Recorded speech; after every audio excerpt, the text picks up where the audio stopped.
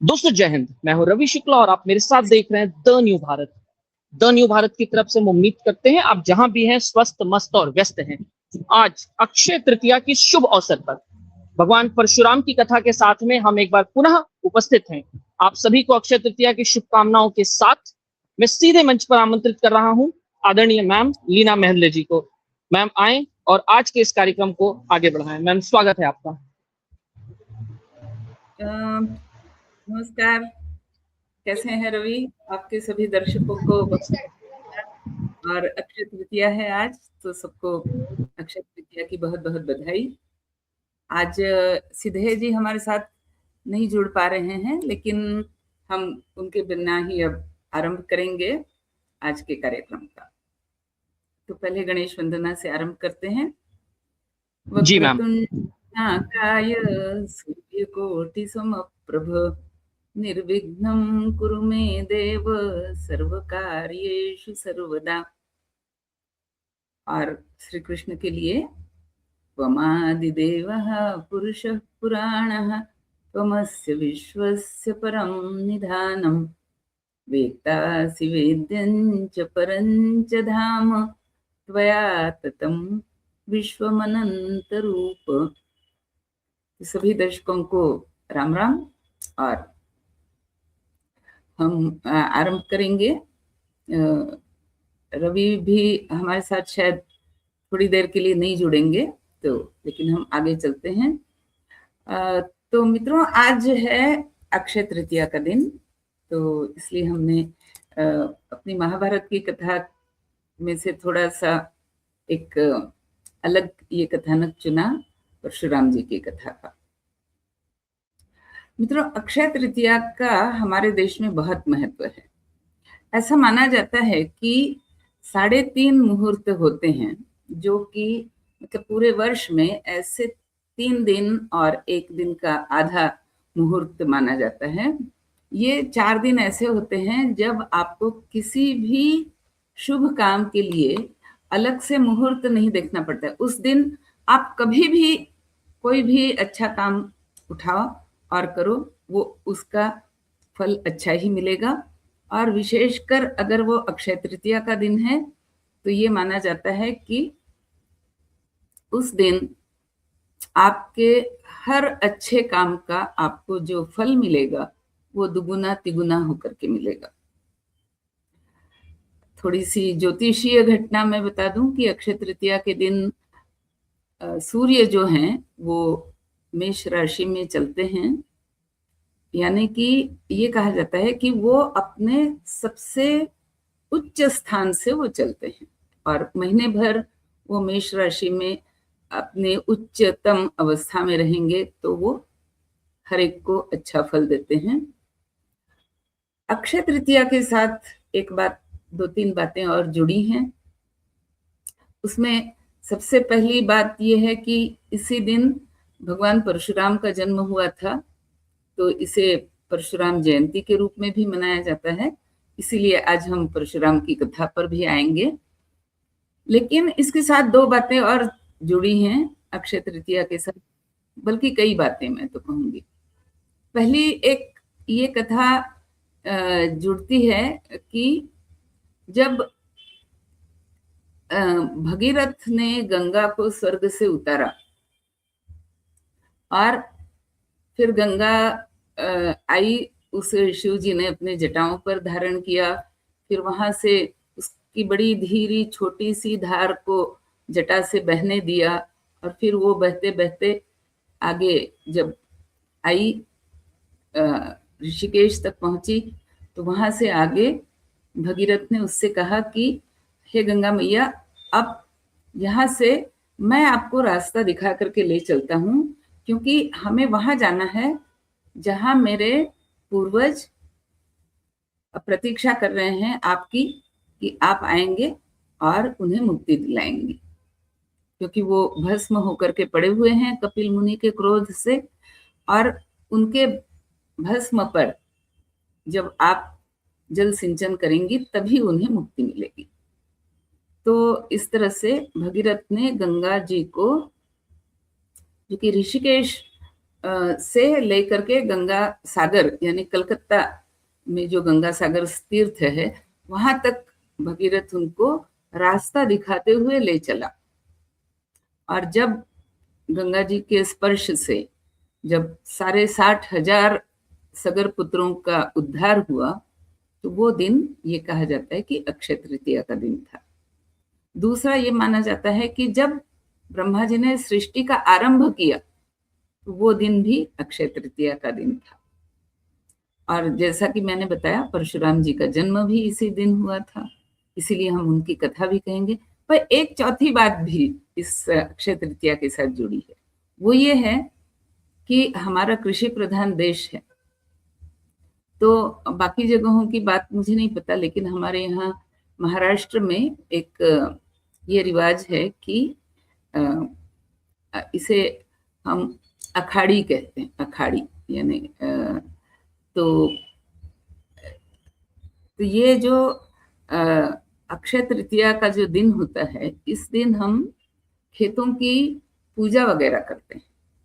और पूजा करने के पीछे रहस्य ये है कि ये वैशाख महीना होता है, सूरज उच्चतम अपनी अवस्था में होता है ग्रहों के या ज्योतिष के हिसाब से, लेकिन भौगोलिक हिसाब से भी वह बहुत अधिक गर्मी पृथ्वी पर भेजता है, और खास करके भारत देश में। तो इस गर्मी से होता क्या है कि इस गर्मी के कारण पृथ्वी तपती है, और इस तपन के कारण वह अपने अंदर बीजों को अंकुरित होने में जो तपन चाहिए, वो तपन इस सूर्य की किरणों के द्वारा, वैशाख महीने का जो सूर्य होता है उसके कारण ये तपन धरती को मिलती है, और फिर यहाँ से वो ऊर्जा पृथ्वी के पास आती है, जिसके कारण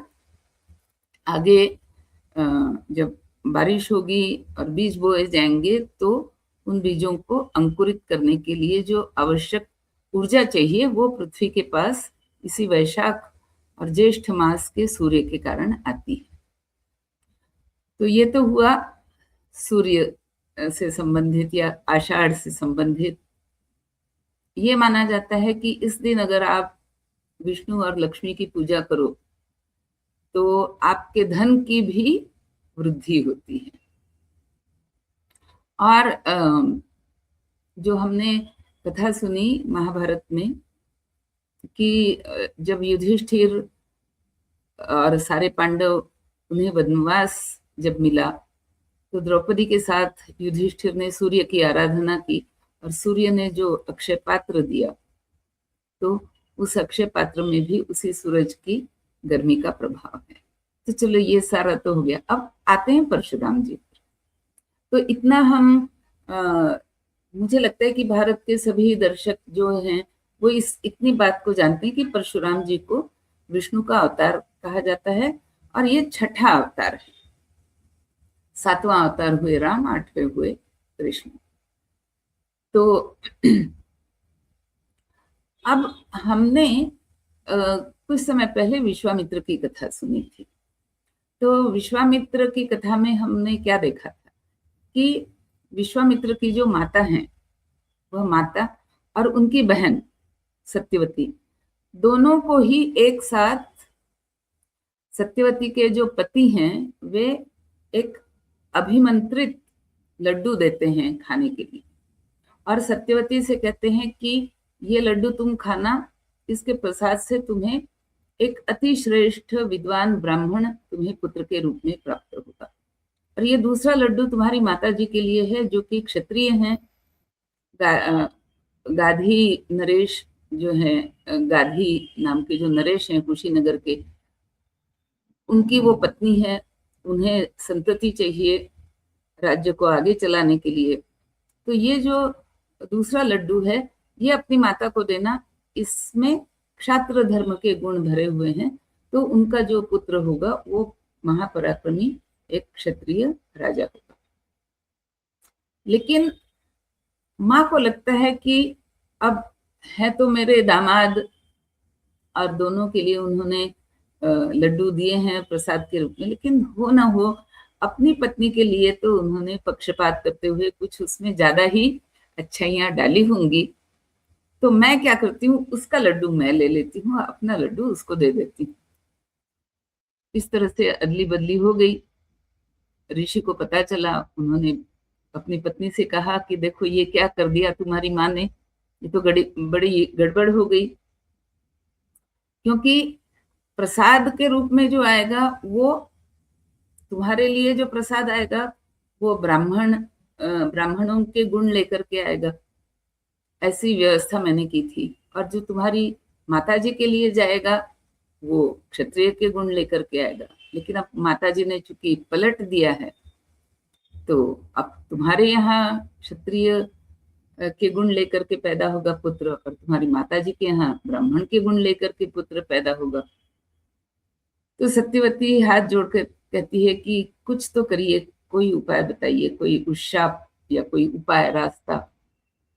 तो ऋषि कहते हैं कि चलो तुम्हारे लिए मैं रास्ता निकाल देता हूँ कि तुम्हारा जो पुत्र होगा वो स्वयं क्षत्रिय नहीं होगा, उसमें क्षत्रिय के गुण नहीं होंगे, लेकिन उसके बेटे के, मतलब वो जो तुम्हारे पुत्र के जगह तुम्हारा जो पोता है उसमें वो सारे क्षत्रिय के गुण आ जाएंगे। तो इस प्रकार सत्यवती जो है, उसका जो पुत्र है उसका नाम है जमदग्नि, जो कि ऋषि हैं और बहुत ही जाने माने पढ़े, मतलब बहुत ज्ञानी इस तरह के ऋषि हैं।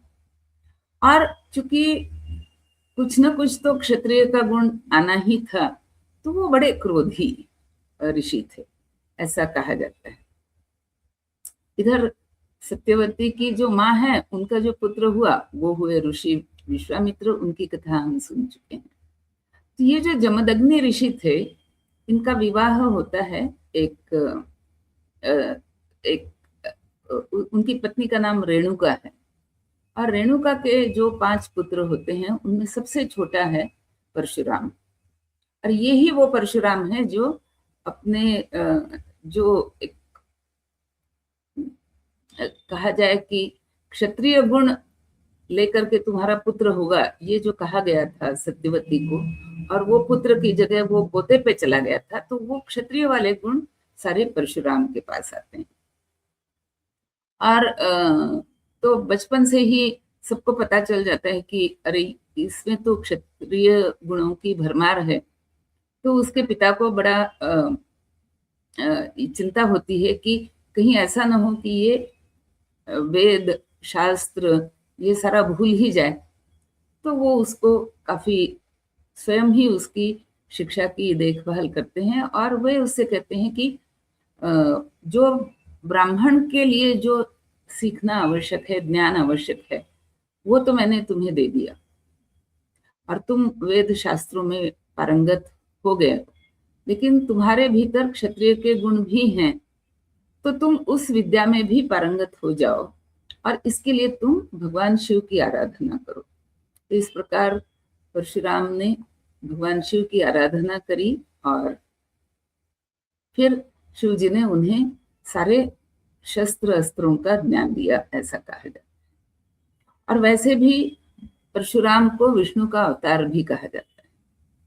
तो जैसे हमारे यहाँ राम जन्म, मतलब राम नवमी के दिन राम को पलने में झुलाया जाता है जन्मदिन मनाने के लिए, या कृष्ण को कृष्णाष्टमी के दिन पलने में झुलाया जाता है। उसी तरह से महाराष्ट्र के कुछ हिस्से में, कर्नाटक में, यहाँ पर ये गीत हैं, लोकगीत हैं, जो लोकगीत बताते हैं कि कैसे रेणुका माता ने परशुराम को पलने में झुलाया। तो उस तरह के गीत गाए जाते हैं। कई स्त्रियां इसको मनाती भी हैं, तो उनके घर में ये व्रत चलता है, कई कई घरों में जहाँ परशुराम को भी झूले में झुलाया जाता है, बाल परशुराम को। तो इस प्रकार की एक सांस्कृतिक भी बात इनके साथ जुड़ी हुई है। और कई मैंने ऐसे मराठी में और कर्नाटक में ऐसे कई लोकगीत, जिसको हम फोक सॉन्ग कहते हैं या फोक भजन कहते हैं, लोक भजन कहते हैं, ऐसे सुने हैं जिसमें परशुराम का नाम परसु कहा जाता है, और कैसे माता उनको झूला झुलाती हैं, जब थोड़े बड़े होते हैं तो कैसे उनको गोद में खिलाती है, कैसे उनके लाड पूरे करती है। इस तरह के बहुत सुंदर लोकगीत हमें मराठी और कन्नड़ भाषा में मिलते हैं। तो खैर, लेकिन अब परशुराम जब वो बड़े होते हैं तो कहने को ब्राह्मण हैं, वेदों के बहुत अच्छे ज्ञाता हैं, ज्ञानी पुरुष हैं, लेकिन साथ साथ शस्त्र भी चलाना बहुत अच्छी तरह जानते हैं। शिव जी से उन्हें ब्रह्मास्त्र, फिर शिव जी का महेंद्रास्त्र, इस तरह के कई अस्त्र उन्हें प्राप्त होते हैं। शिव जी का धनुष भी शिव जी प्रसन्न होकर के उन्हें देते हैं, और अपना एक परशु भी उन्हें देते हैं, यानी फरसा या कुल्हाड़ी हम जिसको कहते हैं, उसका एक थोड़ा अलग, उसी से मिलता जुलता थोड़ा सा अलग रूप होता है परशु का। तो इसलिए उनका नाम तो माता जी ने रखा है राम, लेकिन उनको परशु उनको दिया गया चूंकि शिव जी के द्वारा, तो उनका नाम पड़ा परशुराम।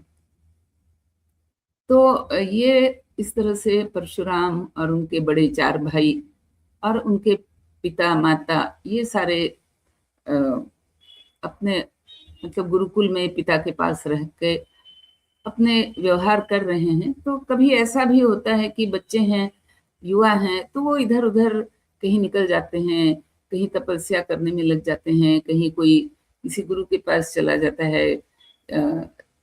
तो एक ऐसा समय भी आता है कि जब 5 बेटे जो हैं वो कहीं बाहर हैं, माता पिता के पास कोई नहीं है, और ऐसे समय में वहां पर है देश का राजा, जिसका नाम है अर्जुन, कार्तवीर्य अर्जुन, ये उसका नाम है, या उसे सहस्र बाहु अर्जुन भी कहा जाता है, जिसके ऊपर भगवान दत्त की बड़ी कृपा है, और भगवान दत्त से ही उसे सारे शस्त्रों का ज्ञान भी उसे प्राप्त है। तो वो भी युद्ध में बहुत निपुण है, और भगवान दत्त के ही प्रसाद के कारण उसकी 1000 भुजाएं हैं, सहस्र बाहु। तो आप कल्पना कर सकते हैं कि अगर वो शस्त्र चलाता होगा, तो चूंकि उसके पास 1000 बाहु हैं और हर हाथ से वो अलग अलग प्रकार के शस्त्र चला सकता है, तो कितना वो सामर्थ्यवान होगा। तो ऐसा कार्तवीर्य अर्जुन, ये जो राजा है सहस्त्रबाहु अर्जुन, ये राजा एक बार शिकार करने के लिए निकलता है, और रास्ता कहीं भटक जाते हैं सारे लोग, और फिर रास्ता ढूंढते ढूंढते वो पहुंचते हैं जमदग्नि ऋषि की कुटिया पर। बड़ी भारी विशाल सेना साथ में है, और जमदग्नि ऋषि हैं केवल, उनकी पत्नी है रेणुका, और उनके पास भी एक गाय है जिसका नाम है कामधेनु। तो जैसे ही जमदग्नि ऋषि देखते हैं कि ये राजा है, इसके सैनिक हैं, सारे लोग थके हुए हैं, भूखे हैं, उन्हें विश्राम की आवश्यकता है, तो ऋषि जो हैं वो कामधेनु गाय जो है उनसे वो कहते हैं कि भाई इनका कुछ उपाय करिए आप। तो कामधेनु गाय जो है वो अपने प्रभाव से कई तरह के पीने के लिए पानी, शरबत, फिर खाना, फिर वस्त्र, फिर सोने के लिए बिछाना, इस तरह से कई तरह की सामग्री वो निर्माण करके, इतनी अधिक मात्रा में निर्माण होती है उसकी सामग्री कि वो सारे के सारे जो सैन्य हैं राजा के, उन सब के लिए वो पूरा पड़ता है। तो राजा को, अब आपको याद आ रहा होगा कहीं ना कहीं ये वशिष्ठ और विश्वामित्र की कथा से कितना मिलता जुलता है।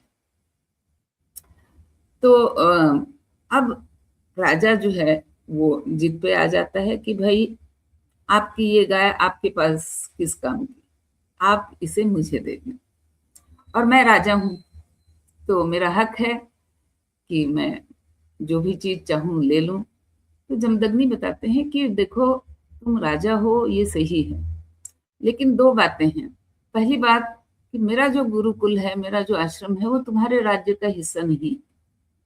और दूसरी बात कि अगर तुम राजा हो तो तुम्हें जो वही करना चाहिए जो न्यायोचित हो, है ना। तो जो न्याय के विपरीत हो वो तुम्हें नहीं करना चाहिए।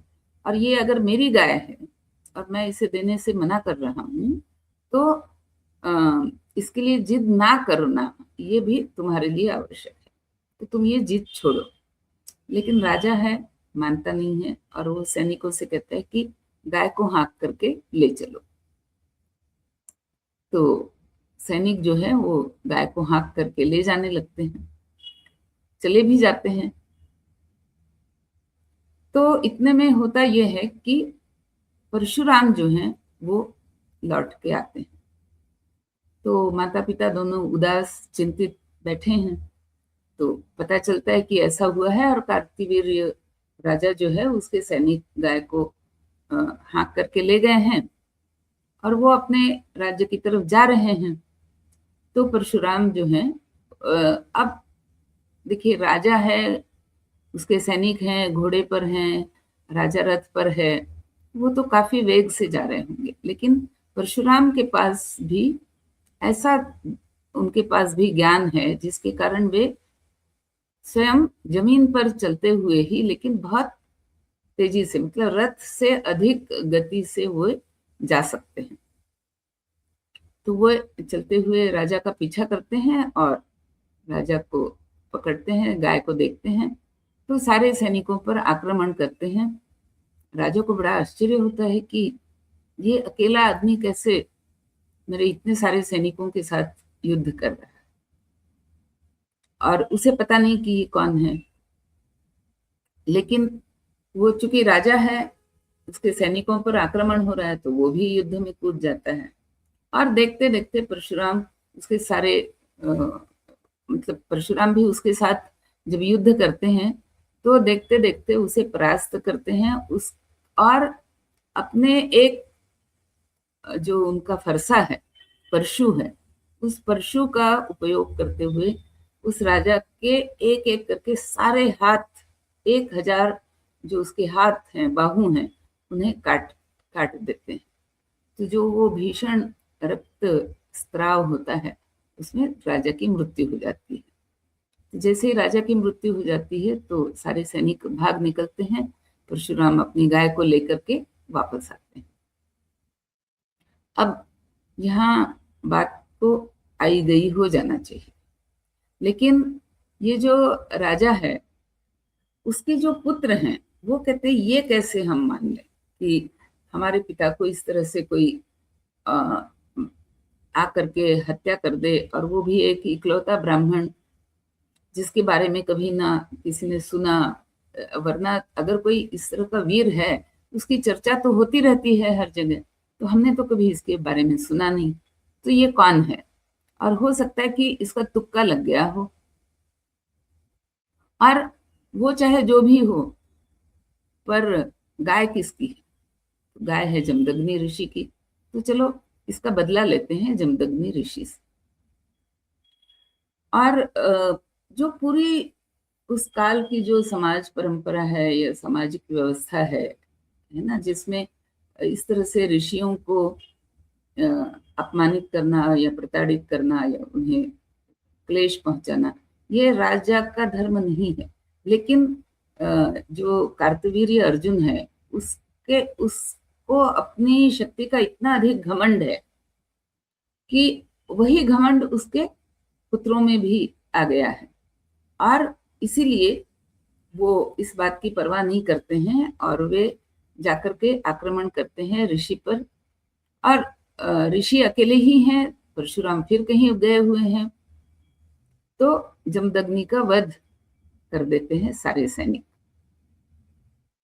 परशुराम लौटते हैं थोड़ी देर के बाद, तो देखते हैं कि माता बिलख रही है और पिता इस तरह से मृत अवस्था में पड़े हुए हैं। तब परशुराम विचार करते हैं कि अब मुझे क्या करना चाहिए।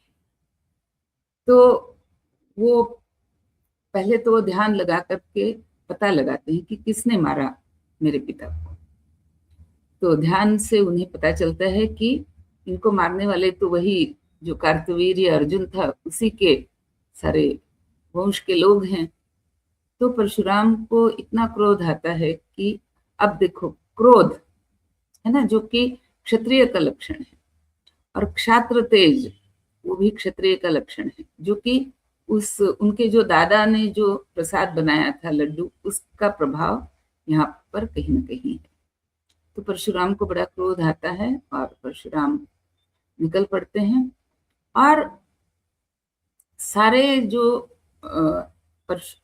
अर्जुन के जो पुत्र हैं, कार्तवीर्य अर्जुन के जो पुत्र हैं, जितने उनके वंशज हैं, उन सबका संहार करते हैं। और ना केवल उनका संहार करते हैं, लेकिन वो ये सोचते हैं कि इस समय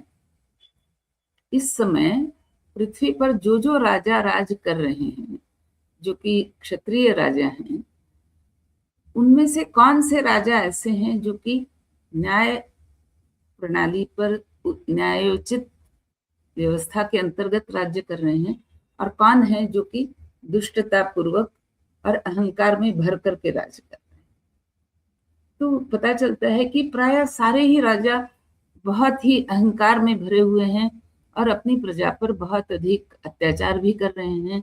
और जैसा कि इस उनकी गाय के उदाहरण से उन्हें पता चला कि राजा जो है वो अपनी प्रजा की संपत्ति की रक्षा उसे करनी चाहिए, लेकिन प्रायः हर राजा जो है वो प्रजा की संपत्ति की रक्षा करने के बजाय वो उसका भक्षक बन रहा है। यानी रक्षक ही जब भक्षक बन रहा हो, तो फिर परशुराम को इतना अधिक क्रोध है कि उस क्रोध में वो जा करके सारी पृथ्वी पर जितने भी क्षत्रिय राजा इस तरह से हैं, जो गिने चुने कुछ राजे होंगे जो कि अच्छी तरह से व्यवहार करते हैं या अपनी प्रजा को अच्छी तरह से प्रजा पालन करते हैं, उनको छोड़ करके बाकी सारे क्षत्रियों का वध परशुराम जी के हाथ से होता है।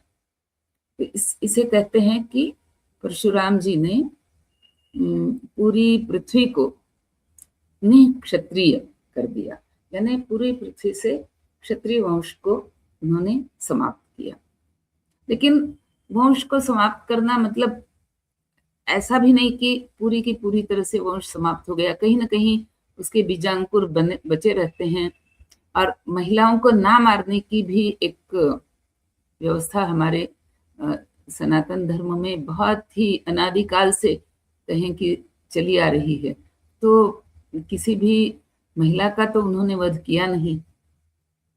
तो क्षत्रिय पुनः उत्पन्न हुए, लेकिन वही बात हुई कि पुनः वे अहंकारी और अत्याचारी क्षत्रिय के रूप में वो फिर से राज्यपद पर स्थापित हुए। तो परशुराम ने फिर से एक बार पूरी पृथ्वी को निक्षत्रिय किया। और इस तरह से कहा जाता है कि परशुराम ने 21 बार सारी पृथ्वी को निक्षत्रिय किया। और इतनी भयानक लड़ाइयां उन्होंने लड़ी कि ये कहा जाता है कि कुरुक्षेत्र में, नमस्ते सिद्धे जी, कुरुक्षेत्र में जो 2 नदियां बहा करती थी, सरस्वती और दृषद्वती, तो वहां पर एक बड़ा सा कुंड बन गया और उस कुंड में वो सारे क्षत्रियों का रक्त आकर के समा गया। और इस प्रकार पूरी जो कुरुक्षेत्र की जमीन है वो भी इस प्रकार रक्त से सम गई। और अब थोड़ा सा हम काल गणना पर आते हैं। ऐसा माना जाता है कि जैसे सत्ययुग से जब हम त्रेता पर आते हैं, त्रेता से जब हम द्वापर पर आते हैं, और द्वापर से हम कलियुग पर आते हैं, तो एक कहीं कहीं पर इस तरह का वर्णन आता है कि कलियुग में मनुष्य का जो मनुष्य की आयु जो है वो मोटा मोटी 100 वर्ष की रहेगी। जब हम द्वापर युग की बात करते हैं तो द्वापर युग में मनुष्य की आयु जो है वो मोटे मोटे तौर पर 1000 वर्ष की, यानी 100 से 10 गुना अधिक। तो द्वापर के आरंभिक काल में आयु 1000 वर्ष की होगी, और जैसे द्वापर युग का समापन की ओर जैसे द्वापर युग बढ़ता है और कलियुग तक आता है तो आयु जो है वो 1000 से घटते घटते घटते 100 वर्ष तक आती है, और फिर कलियुग में ये आयु 100 वर्ष की हो जाती है। इसी प्रकार द्वापर से 10 गुना अधिक त्रेता युग में, तो त्रेता युग में आयु 10,000 वर्ष की है। जो त्रेता युगीन राजा हैं, जैसे कि हम रामचंद्र जी के बारे में भी पढ़ते हैं, श्री राम के बारे में भी, कि उन्होंने 1000 वर्ष तक अयोध्या में राज किया। तो त्रेता युग के आरंभ में मनुष्य की आयु 10,000 वर्ष की, और फिर वहां से जैसे जैसे त्रेता युग आगे चलता है तो घटते घटते घटते घटते वो 1000 वर्ष पर आती है, जहाँ द्वापर में 1000 वर्ष की आयु। इसी तरह से त्रेता युग से भी 10 गुना अधिक सत्य युग में, यानी सत्य युग में सारे मनुष्यों की आयु जो है वो 1,00,000 वर्ष के आसपास है। तो सत्य युग में 1,00,000 वर्ष, त्रेता युग में 10,000 वर्ष, और परशुराम कब है? सत्य युग में। तो सत्य युग में जब मनुष्यों की आयु मर्यादा 1,00,000 वर्ष की है, उस काल में परशुराम का जन्म है। तो इस प्रकार 21 बार क्षत्रिय पृथ्वी कर लेने के बाद जो ब्रह्मा जी हैं जिन्होंने सृष्टि की रचना की, और ब्रह्मा जी के एक मानस पुत्र हैं मरीचि, और इन मरीचि के पुत्र हैं कश्यप, यानी ब्रह्मा जी के पोते हुए कश्यप। और ये माना जाता है कि इन्हीं कश्यप ऋषि ने जिनका विवाह दक्ष की 13 कन्याओं के साथ हुआ था, तो ये माना जाता है कि दक्ष की 13 कन्याएं और कश्यप ऋषि, इन्हीं के माध्यम से ये बाकी पूरी प्रजा की निर्मित हुई है। पूरी प्रजा यानी जितने भी जीव सृष्टि है, उसमें पेड़ पौधे भी हैं जो कि कश्यप ऋषि के ही संतान हैं, इनमें जलचर हैं, इनमें वनचर हैं, इनमें मनुष्य हैं, इनमें द्वीप मतलब 4 पैर वाले जानवर हैं, कीट पतंगे हैं, हर प्रकार के जो प्राणी हैं, सर्प हैं, गरुड़ हैं, पक्षी हैं, सारे के सारे जितने भी प्राणी मात्र हैं, सबकी उत्पत्ति ये माना जाता है कि कश्यप ऋषि के द्वारा सृष्टि के आरंभ में की गई, और हर प्रकार की प्रजा जो है उसकी माता अलग अलग है। तो उनकी जो 13 पत्नियां हैं, उनके माध्यम से इनकी ये पूरी सृष्टि, यहाँ तक कि ये माना जाता है कि उनकी जो सबसे बड़ी पत्नी है अदिति, तो अदिति के गर्भ से जो पुत्र पैदा हुए 12, वे सारे के सारे देवता हैं, जिन्हें हम जैसे इंद्र हुए, वरुण हुए, है ना, सूर्य हुए, विष्णु हुए, ये सारे अदिति के पुत्र हैं जो कि देवता हैं। उनकी दूसरी पत्नी है दिति, उनके जो पुत्र हैं वे दैत्य हुए, जैसे हिरण्यकशिपु की कथा आती है, हिरण्याक्ष की कथा आती है। उनकी एक तीसरी पत्नी है, उसका नाम है दनु, तो उससे जो पुत्र हुए वे दानव कहलाए। तो इस प्रकार मनुष्य, देवता, राक्षस और पृथ्वी पर जो भी प्राणी हैं, सारी की सारी सृष्टि ये माना जाता है कि कश्यप ऋषि के द्वारा सारी उन्हीं की संपत्ति है। तो जब 21 बार परशुराम ने सारी पृथ्वी को 21 बार निक्षत्रिय किया, तो कश्यप ऋषि ने कहा कि कश्यप ऋषि ने आकर के उनसे भेंट की और कहा कि परशुराम, जो तुम्हारे दादाजी ने कहा था कि ये प्रसाद का लड्डू है और इससे क्षात्र गुण वाला पुत्र पैदा होगा। वो सारे क्षात्र गुण तुम में थे, तुमने दिखा दिया कि तुम्हारे में किस प्रकार के क्षात्र गुण थे। तो अब ये बंद करो और आज से तुम प्रतिज्ञा करो कि अब तुम दोबारा इस तरह की विनाशक युद्ध नहीं करोगे। और परशुराम ने कहा चलिए मैं आपकी आज्ञा को मानता हूं। तो कश्यप ने कहा नहीं, ऐसे नहीं, तुम्हें मतलब मैं चाहता हूं कि ये बिल्कुल मैं सुनिश्चित करूं कि तुम दोबारा इस तरह से युद्ध नहीं करोगे। तो मैं चाहता हूं 2-3 बातें। पहली बात कि ये जो सारी पृथ्वी है जो तुमने एक प्रकार से जीत ली है क्षत्रियों का वध करके, तो सारी पृथ्वी अब तुम्हारे राज्य में है। तो ये जो सारा तुम्हारा राज्य है पूरी पृथ्वी पर, ये तुम मुझे दक्षिणा में दान में दे दो। तो परशुराम कहते हैं कि ठीक है, मैंने सारा आपको दान में दे दिया। तो दोबारा इस तरह से क्षात्र हो या कोई भी हो उनके साथ युद्ध करने के लिए मत आना। परशुराम कहते हैं स्वीकार है। तो अब तुम क्या करोगे? तो फिर परशुराम कहते हैं कि ये जो महेंद्र पर्वत है यहाँ मेरा ठिकाना होगा और मैं महेंद्र पर्वत पर रह करके मैं अपना पूरा जीवन जो है वो तपस्या में मैं बिताऊंगा। तो इस प्रकार परशुराम चले जाते हैं महेंद्र पर्वत पर और वहीं तपस्या में वो कहते हैं कि मैं पूरा अपना जो आयुष्य है वो तपस्या में मैं बिताऊंगा। तो कश्यप कहते हैं कि देखो और 2 बातें मुझे कहनी है। एक तो जो शिवजी ने तुम्हें धनुष्य दिया है वो वापस लौटाओ, क्योंकि अब तुम्हें युद्ध तो करना नहीं है, तो तुम्हें धनुष्य से क्या प्रयोजन। वो धनुष्य तुम वापस लौटाओ, क्योंकि तुम जो इतनी बार क्षत्रियों के साथ युद्ध कर रहे थे और अजेय थे, अपराजेय थे, उसका कारण ये था कि तुम्हारे पास वो शिवजी का धनुष्य। तो ये धनुष्य तुम वापस करो। तो परशुराम कहते हैं ठीक है, ये धनुष मैंने आपको सौंप दिया। फिर कश्यप कहते हैं कि एक काम और करना है तुम्हें। तो परशुराम कहते हैं कि आप आज्ञा करिए, क्या करना है। तो कश्यप कहते हैं कि तुम्हें मैं चिरंजीव होने का वरदान देता, तुम चिरकाल जीवित रहो, तुम्हारे लिए मृत्यु नहीं। लेकिन तुम्हारे पर यह दायित्व है कि तुम महेंद्र पर्वत पर रहो, तपस्या करो, है ना। तुम अपना ज्ञान, जो तुम्हारे पास जो शस्त्र विद्या है और तुम्हारे पास जो शास्त्र विद्या है, दोनों का दान तुम, ये विद्या है, विद्या दान तुम करो लोगों को, उन्हें सिखाओ, उन्हें शस्त्र विद्या भी सिखाओ, शास्त्र विद्या भी सिखाओ। तो तुम स्वयं किसी भी युद्ध में कभी नहीं पड़ना।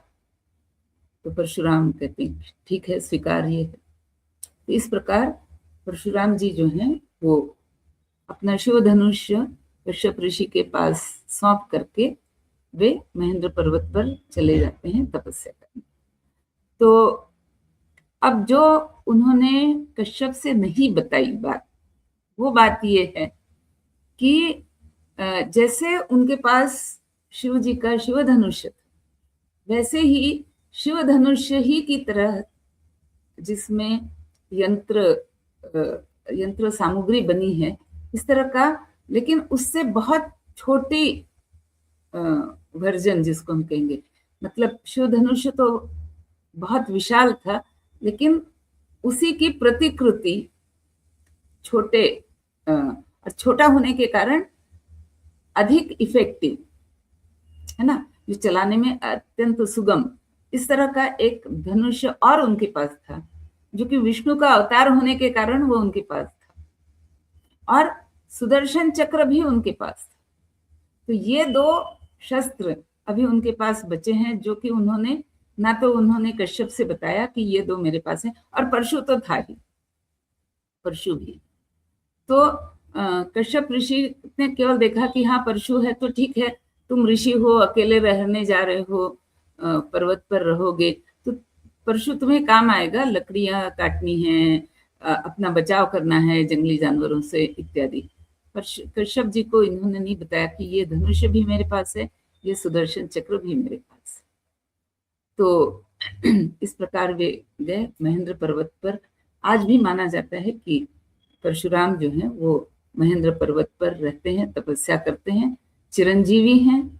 तो हमारे यहाँ 7 चिरंजीवी लोगों की बात कही जाती है। तो एक श्लोक भी है जो ये बताता है कि कौन है ये 7 चिरंजीव।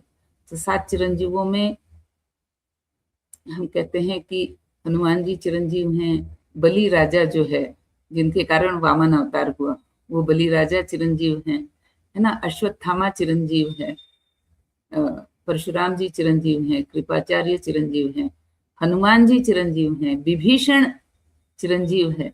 तो इस तरह से अश्वत्थामा बलिर व्यासः, व्यास मुनि चिरंजीव हैं। तो अश्वत्थामा बलिर व्यासः हनुमानश्च विभीषणः परशुरामः कृपाचार्यः सप्तैते चिरजीविनः। तो ये 7 चिरंजीव हैं। तो इसमें परशुराम जी भी चिरंजीव हैं। तो इस प्रकार ये, और इन्हीं परशुराम का जन्म जो है वो अक्षय तृतीया के दिन है। तो आज हमने अक्षय तृतीया के मुहूर्त पर ये परशुराम जी की कथा, अक्षय तृतीया के ही दिन सृष्टि की उत्पत्ति हुई, अक्षय तृतीया के ही दिन गंगा जी ने सगर पुत्रों का उद्धार किया। तो इस तरह, और ये अक्षय पुण्य का दिन है, यानी जो पुण्य आप इस दिन करेंगे उस पुण्य का फल अक्षय होगा। तो ये अक्षय पुण्य का दिन है, इसलिए इसको हम अक्षय तृतीया के नाम से जानते हैं। तो आज हमारे साथ सिद्धेय जी आ गए हैं। मैं उनसे आग्रह करूंगी कि शंखनाद करें, जो कि शुरू में रह गया था, और फिर हम इस कार्यक्रम को समाप्त करेंगे। और भगवान परशुराम की जय, क्योंकि वो विष्णु के अवतार हैं, तो उनकी वंदना विष्णु की वंदना है। तो सिद्धेय जी आप हमारे लिए शंखनाद करें, ऐसा आग्रह।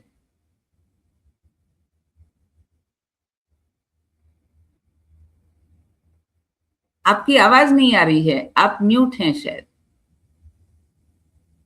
आप म्यूट हैं, आपकी आवाज नहीं आ रही है।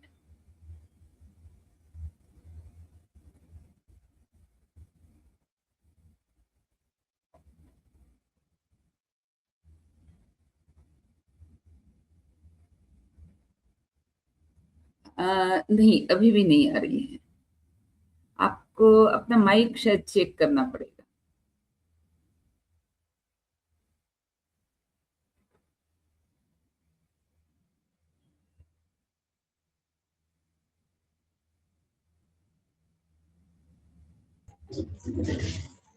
बहुत बहुत धन्यवाद मैम।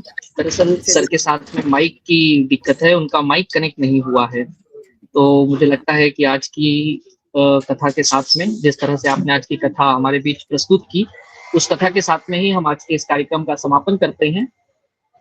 सर आपका माइक डिस्कनेक्ट है सर। आपकी आवाज नहीं आ रही। जी, आपकी आवाज नहीं आ रही है सर। तो मैं, जी सर, आपकी आवाज हम तक नहीं पहुंच रही है सर। तो मैं, यदि मैम आप इजाजत दें तो आपकी अनुमति के साथ में आज की कथा हमारी हो चुकी है, उसके साथ में ही हम लोग कार्यक्रम का समापन करते हैं। बिल्कुल जी मैम। तो आज की इस कथा के लिए मुझे लगता है कि जो आपने आज 3 महत्वपूर्ण पहलू बताए, भगवान परशुराम का जन्म हो गया, सगर पुत्रों के बारे में, और आज के दिन सृष्टि के निर्माण की बात जो आपने की, हर किसी को यह कहानी सुननी चाहिए और अधिकाधिक लोगों तक पहुंचानी चाहिए। जी मैम, आप कुछ कह रही थी। हाँ, मैं ये कह रही थी कि इस पूरी परशुराम की कथा में जो सबसे महत्वपूर्ण जानने की बात ये है कि जब हम त्रेता युग पर आते हैं और जब हम त्रेता युग के वर्णन को सुनते हैं, राम जी का जन्म त्रेता युग का है, तो त्रेता युग में जो राजाओं की संकल्पना है, जो राज हुआ करते थे, तो उसमें हम ये देखते हैं कि एक प्रकार से एक नीतिमत्ता उनके यहाँ है। लेकिन सत्ययुग के आरंभ को जब हम देखते हैं तो सत्ययुग के आरंभ में सबसे अधिक समाज जो शक्तिशाली है वो कौन है, देवता है या राक्षस?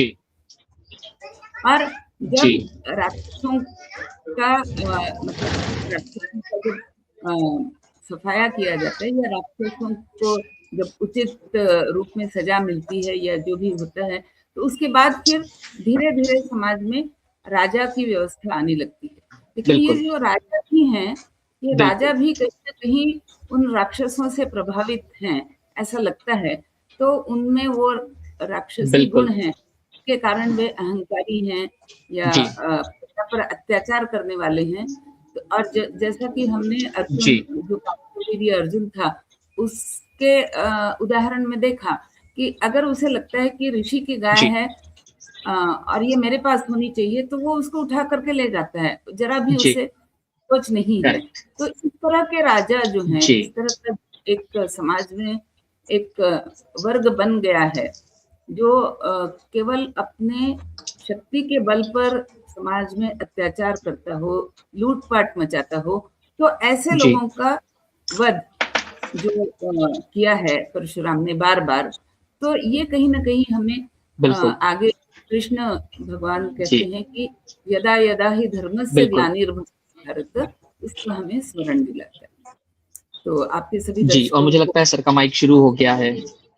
जी, सर हाँ आप शंखनाद करें। हाँ यस यस रवि जी, रीना जी और सभी श्रोताओं को मेरा नमस्ते। हमारे पास में पड़ोसी एक मृत्यु हो गया, उधर गया था, इसलिए मुझे लेट हो गया, इसलिए मैं क्षमा चाहता हूँ। अभी प्रार्थना बोलता हूँ। शंखादौ चंद्र दैवत्यम कुक्षो वरुण देवता पृष्ठे प्रजापतिश्चैव अग्रे गंगा सरस्वती त्रैलोक्य यानि तीर्थानि वासुदेवस्य चाज्ञया शंखे तिष्ठन्ति विप्रेन्द्र तस्मात् शंख प्रपूजयेत् त्वं पुरा सागरोत्पन्नो विष्णुनाम विद्युत करे नमित सर्वदेवेश्य पांचजन्य नमोस्तुते। ओम पांचजन्याय विद्महे पावमानाय धीमहि तन्नः शंख प्रचोदयात्। ओम शंखाय नमः।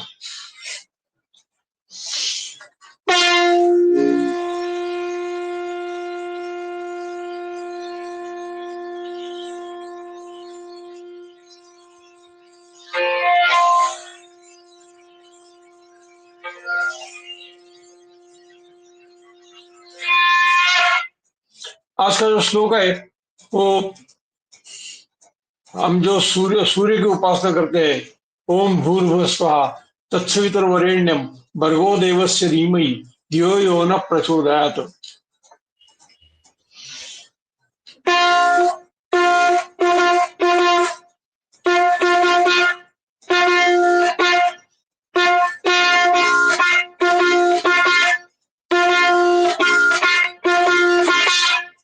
धन्यवाद, बहुत बहुत धन्यवाद। बहुत-बहुत धन्यवाद। बहुत बहुत धन्यवाद सर। और इसी के साथ आज के कार्यक्रम को यहीं पर समाप्त करते हैं, लेकिन उससे पूर्व आप सभी से अनुरोध है कि आप अधिकाधिक लोगों तक यह कहानी और इस कार्यक्रम को साझा करें ताकि हम हमारे उद्देश्य में सफल हो सकें। बहुत धन्यवाद। जय हिंद।